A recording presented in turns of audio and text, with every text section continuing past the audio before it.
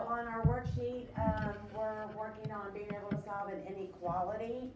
So on problem A, just like solving any equation, we're just going to do the exact same thing for solving an inequality. Find your, only this time you're gonna find the inequality sign and dot it.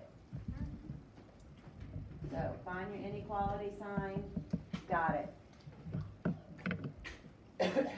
And we're going to solve this using our exact same skills of solving any equation. Here's my variable, correct? Mm-hmm. Slide your finger over to your number. Is there a plus or minus in between it? So that means I need to get rid of that constant term. In order to get rid of it, I need to throw it away, correct? So would I do positive or negative? To get rid of the 4? Negative. I'm staring at you, trying to get your attention to get your earbuds out. So I'm going to, the 4 is positive, and to get rid of it means we need to throw it out to get it to 0, so I'm going to do negative 4. Remember, this negative goes with the x, not the 4. Circle my like terms. What are we going to do to our like terms? Combine them. And when we combine a positive 4 and a negative 4, we get 0. So put your green over here, match it up with its constant term, circle your like terms, and then since these like terms are on the same side, what are we going to do? Combine, and we get negative 24. Now we're going to bring down what? X. Negative x. Because this we got rid of. We have not done anything with the negative or the x, so we're going to bring it down.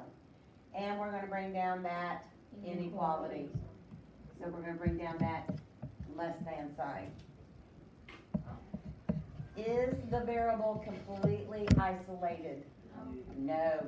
Don't we need to rip that negative away from it? Yes. So we need to rip the negative, we need to tear that negative away from the x. But we don't have a number. Yes, what's the only invisible number, guys? 1.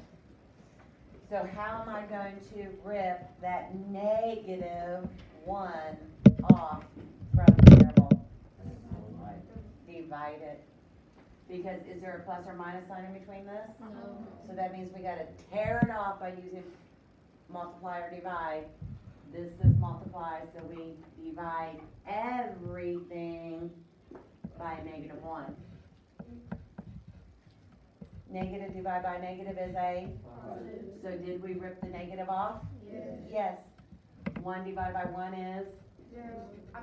1. Bring down your x. Now here's the kicker.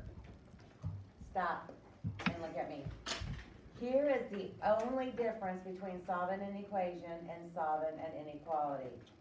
When you are ripping or tearing off a negative, so you have to multiply or divide everything by a negative, this inequality sign flips.